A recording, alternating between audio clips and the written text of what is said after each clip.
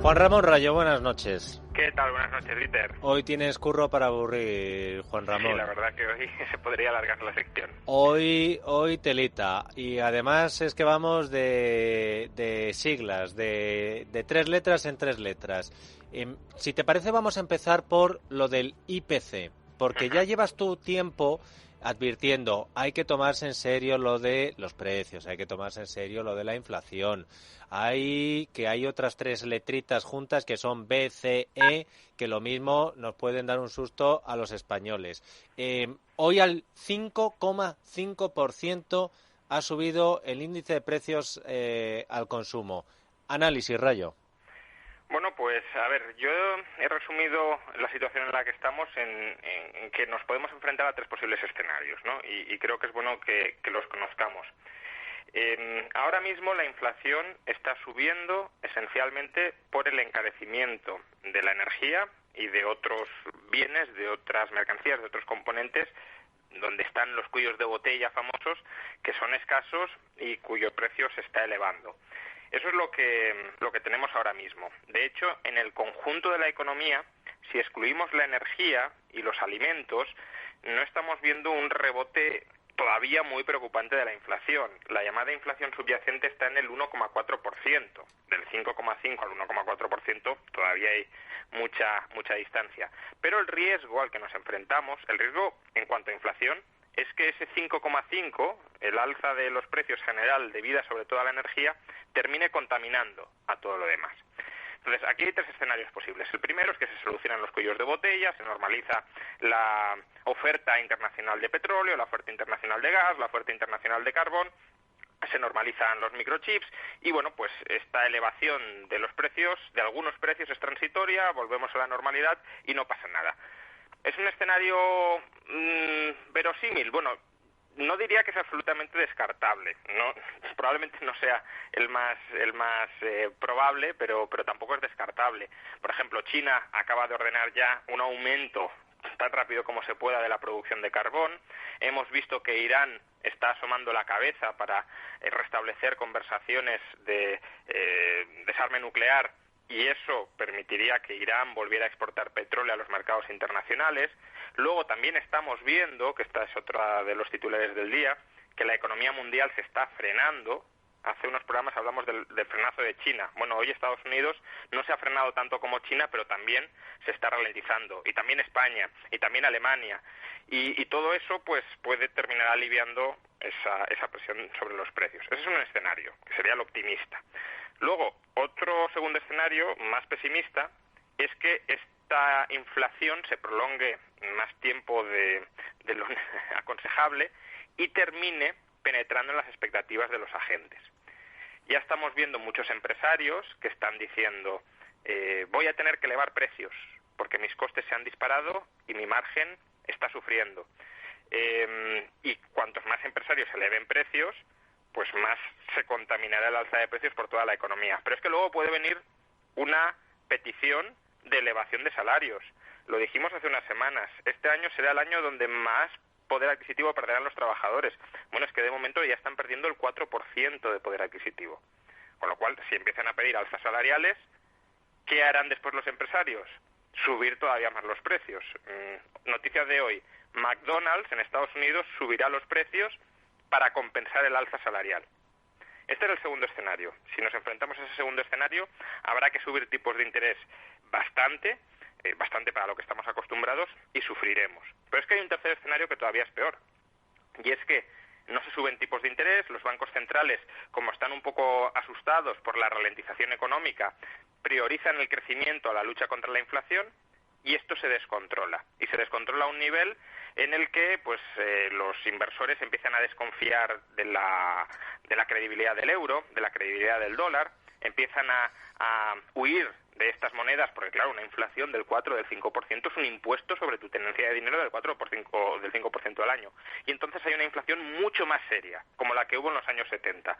Recordemos, y con esto ya termino, que para frenar la inflación de los 70 hubo que colocar los tipos de interés por encima del 20%.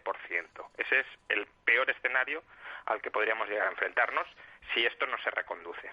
Juan Ramón, no sé si te pido demasiado, pero con un sumatorio total de 100, 100%, ¿qué porcentaje darías a cada escenario? ¿A se normaliza, se prolonga, se descontrola? ¿Te pido demasiado?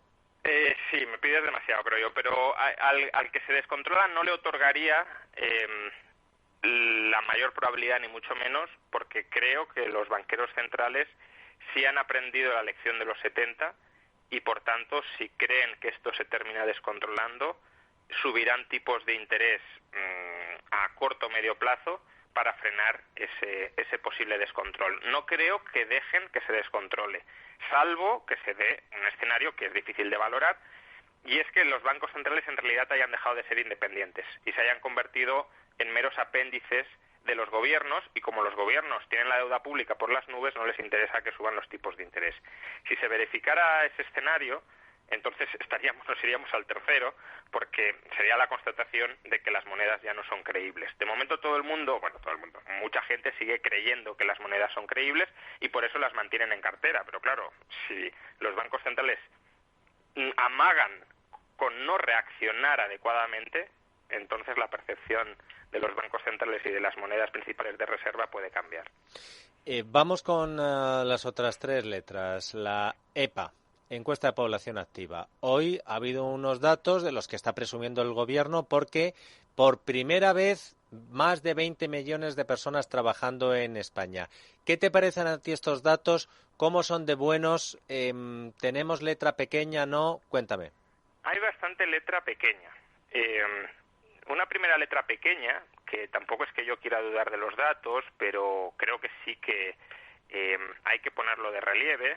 Lo ha puesto de relieve un economista español especializado en el mercado laboral, que se llama Florentino Felgueroso.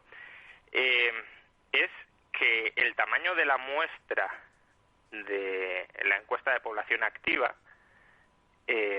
ha caído en picado. Bueno, ha caído en picado. A ver, el gráfico, si uno lo ve, pues el eje está un poco truncado y parece una caída mucho mayor. Pero antes de la pandemia se estaba entrevistando en torno a 160.000, 165.000 personas, y actualmente se está entrevistando a 130.000. Durante la pandemia cayó, aunque no tanto como ahora, porque, bueno, por la pandemia y demás, pues había que economizar recursos, la muestra y demás, pero ahora ya no hay mucha justificación para que se mantengan muestras más reducidas.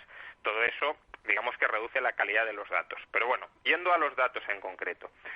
El titular de 20 millones es parcialmente falso, como nos podemos imaginar. Es parcialmente falso, diría yo, por dos motivos. El primero y principal, porque las personas que están en ERTE se siguen incluyendo entre esos millones de ocupados. Por tanto, claro, no es que haya 20 millones de personas trabajando en España, el mayor dato desde 2008.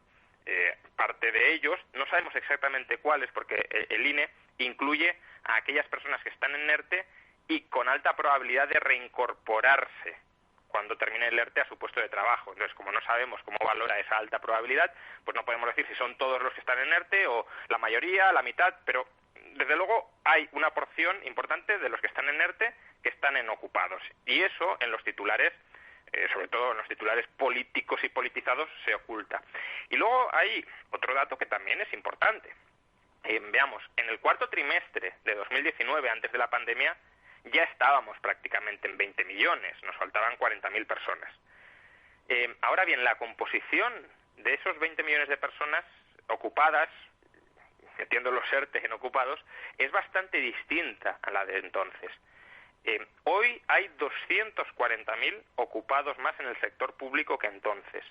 Entonces, no es que el sector privado haya creado muchísimo empleo.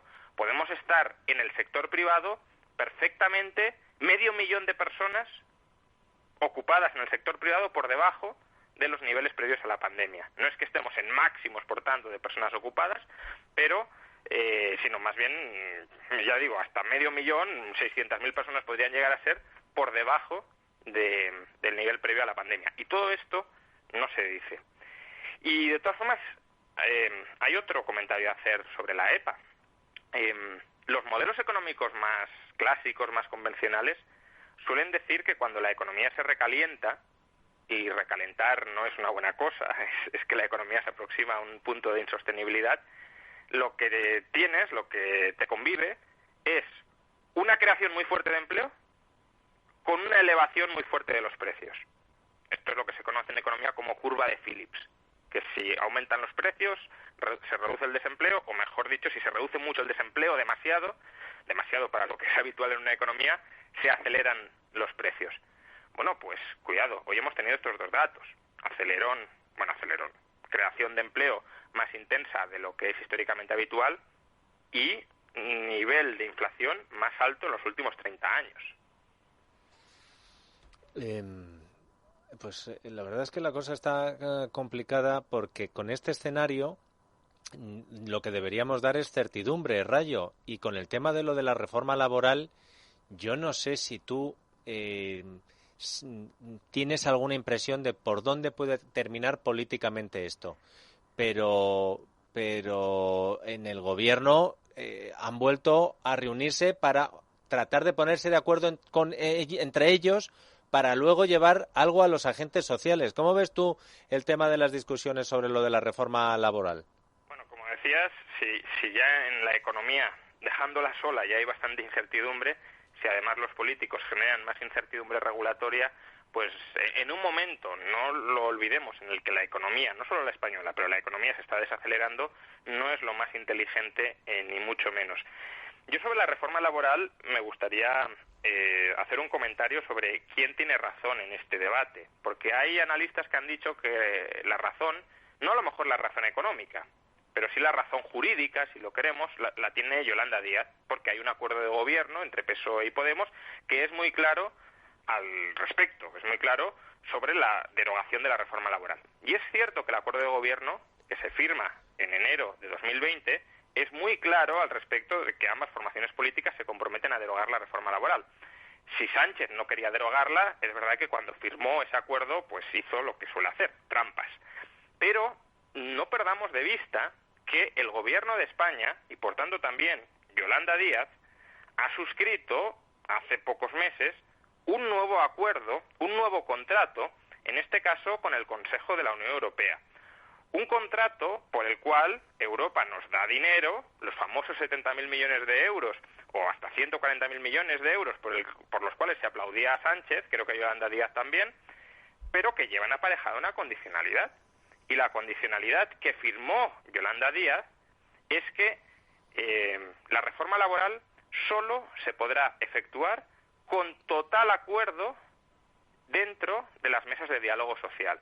Es decir, ese acuerdo esas condiciones que aceptó Yolanda Díaz y el resto del gabinete, conceden un derecho de veto a la COE, conceden un derecho de veto sobre la reforma laboral a la COE. Es más, en una nota a pie de página en esas condiciones, la Comisión Europea recuerda que no se pueden derogar aquellos aspectos fundamentales de la reforma laboral de 2012. Todo eso se ha aceptado.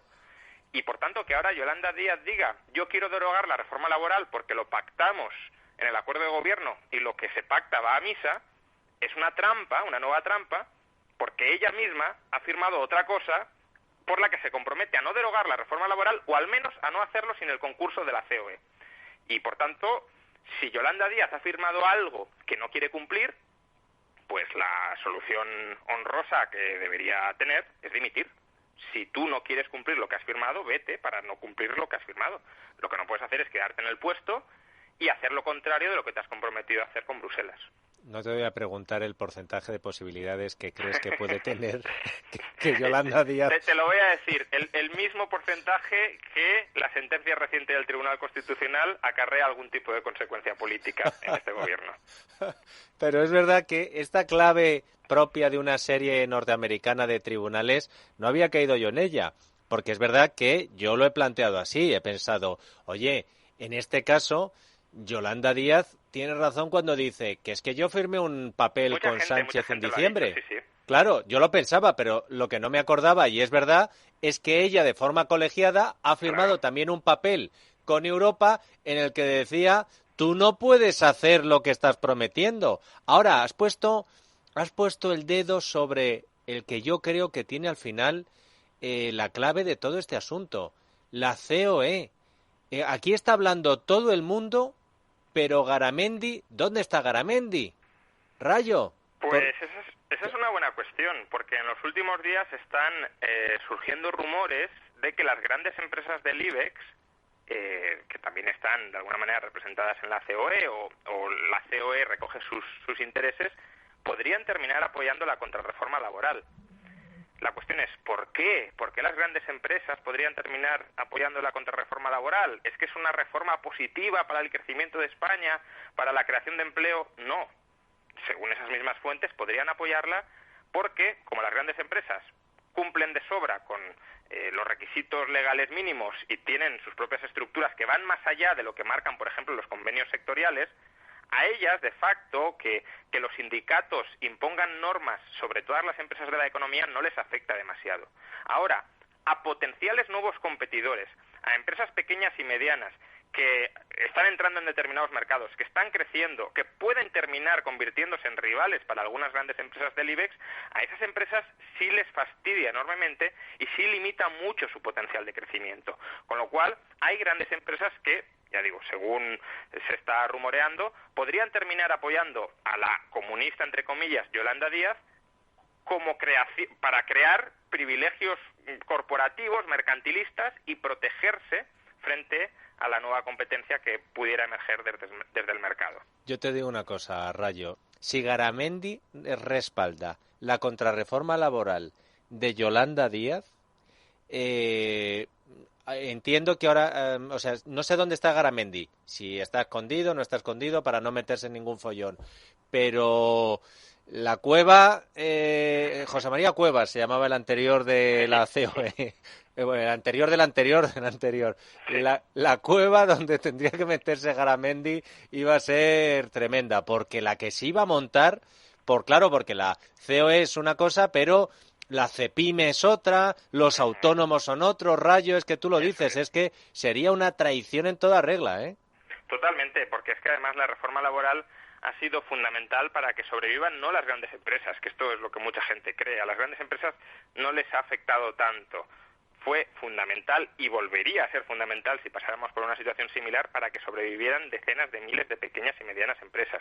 Fueron ellas las que sí se beneficiaron de la reforma laboral, pudieron sobrevivir a la gran crisis económica que atravesamos y una vez, al haber sobrevivido, pues estaban ahí para, cogiendo un poco de músculo financiero, ponerse a contratar de nuevo muy rápidamente. Por eso España en 2014, 2015, 2016 creó tantísimo empleo, 500.000 de nuevos empleados al año, porque el tejido empresarial no se destruyó y no se destruyó gracias a la flexibilidad que aportó la reforma laboral.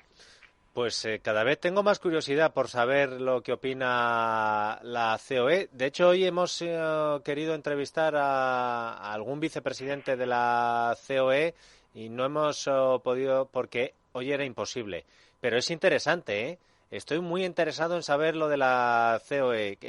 Rayo, tú también, ¿no? Apoyas que sigamos pidiendo una entrevista, ¿no? Ya digo, al final, según el contrato que se ha firmado con Europa, son ellos los que tienen la última palabra. Uy, la COE. La COE, ¿dónde está la COE? Aquí habla todo el mundo menos la COE. Que hable. Juan Ramón Rayo, muchas gracias. Me ha sido de muchísima utilidad, como siempre. Un fuerte abrazo. Hasta otra.